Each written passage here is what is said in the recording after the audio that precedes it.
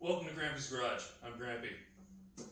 So we're going to change the oil on this snowblower that I've been working on.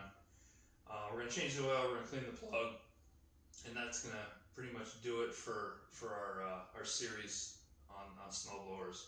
As you're going to see, I'm going to change the oil with it up on the table as I had it. I decided to cut the videos and didn't do an intro for the oil change part of the video. So I already changed the oil on it, but this is my intro for this next part. All right, let's change the oil. The oil drain is a 5/8 inch plug cap on the back of the engine here. Only holds about a little over 3/4 of a quart of oil. They recommend 530 in this thing in the wintertime. You can also use straight 30 weight. I already warmed it up off camera, so yes, I'm changing oil with it warm. You want to run it for a minute or so.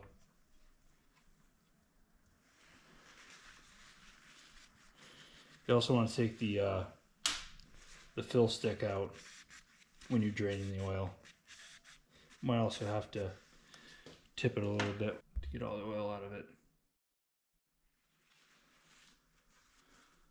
Draining, draining, draining, draining some more, draining more. Also, what you might want to note is the shift lever is in the way if it's down here, so I just move the shift lever up to the reverse 2, and that'll get the linkage out of the way.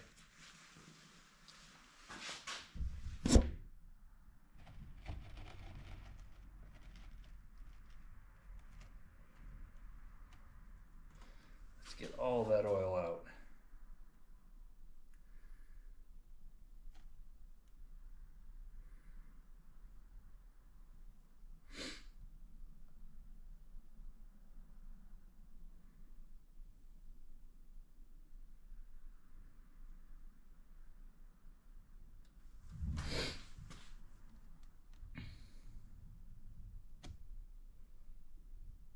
I have changed the oil in this thing yearly. It's the other parts I neglected.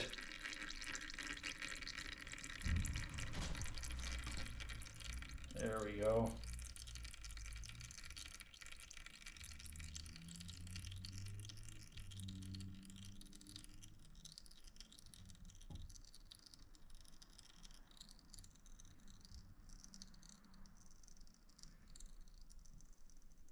And that should do her. Okay. Let's get the cap back on.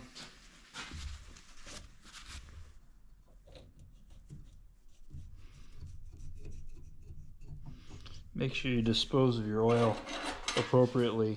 Most parts stores nowadays will take the waste oil. I know O'Reilly's does. That's where I go. All right. That's good. Now time to fill her up. All right, you're gonna need a funnel because that's a very small hole to try and get oil in. And using Castrol GTX, it's 530 motor oil. Like I said, only takes about 3/4 of a quart.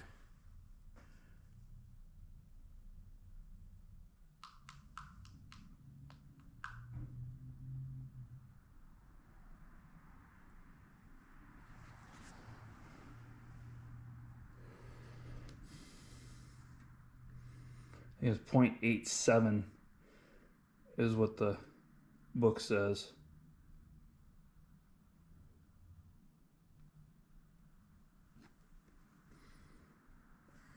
See what that does. Check our level.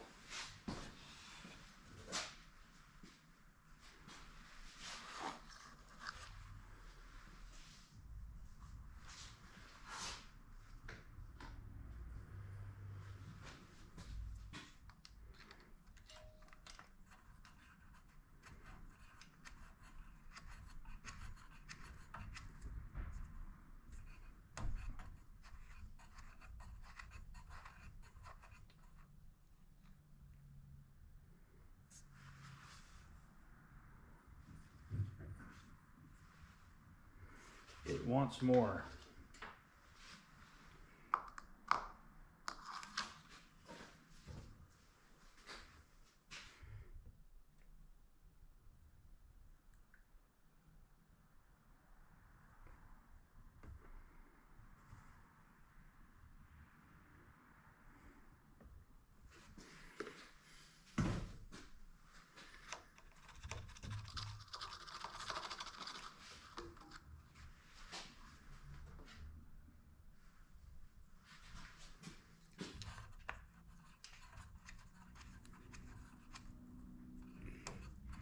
Let's see where we're at.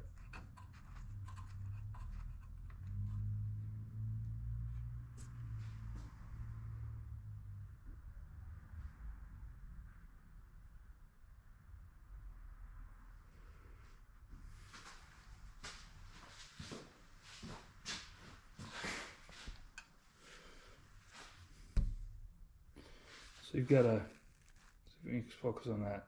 You got your add line, your fill line, and then the crosshairs in between it. There's cross hatches, I should say. So,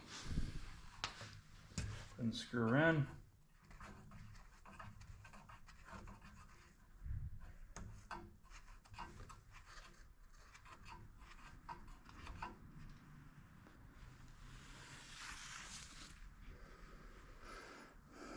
She's right at the add.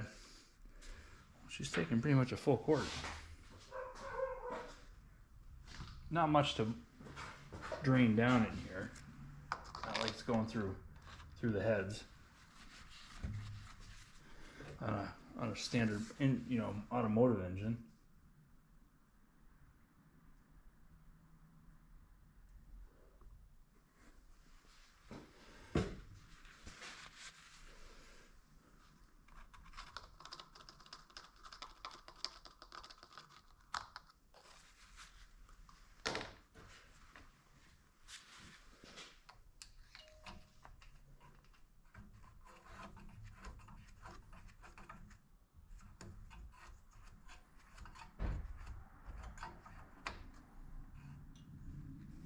There we go. And she's full. Okay. Oil change is done. Next thing we're going to do is we're going to take the plug out. Come on. Before you remove the plug, make sure you blow out with some sort of air, compressed air around the plug so it doesn't get anything in the cylinder.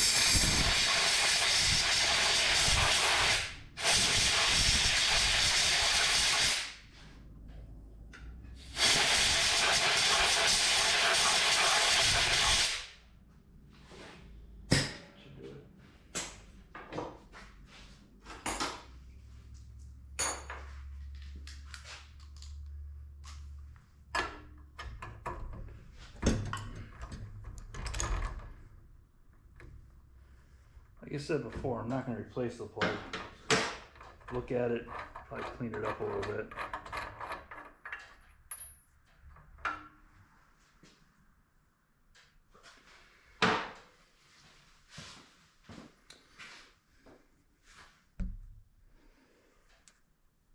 Looks pretty good.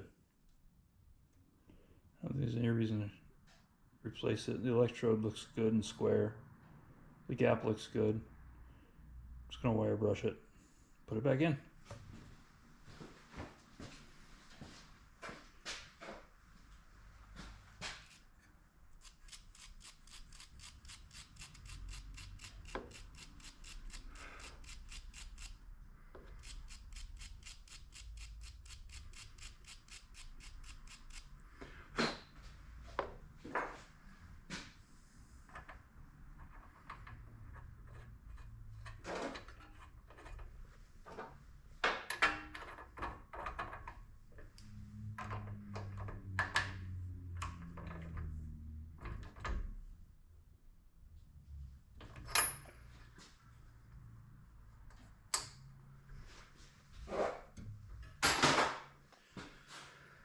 Last thing we're going to do is we're going to check the air in the tires.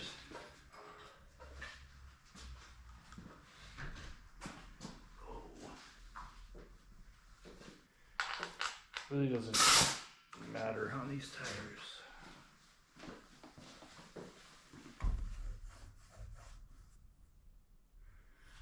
Max inflation on these tires is 20. They're knobby. They go through the snow pretty good. I've never had to put chains on these.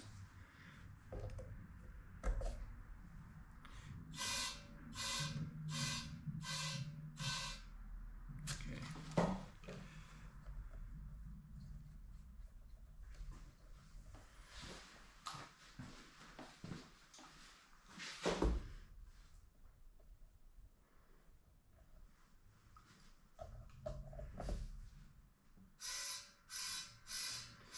And they're at 20. If I need to adjust them down when I'm out there snow blowing, we can do that.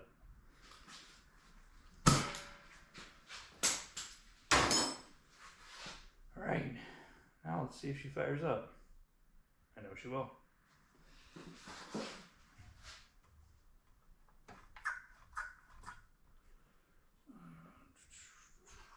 Joke.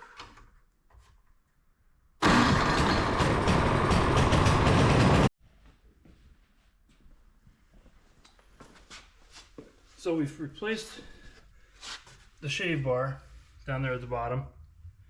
We've adjusted the slide shoes. We ended up replacing the drive belt. We cleaned the spark plug and we changed the oil.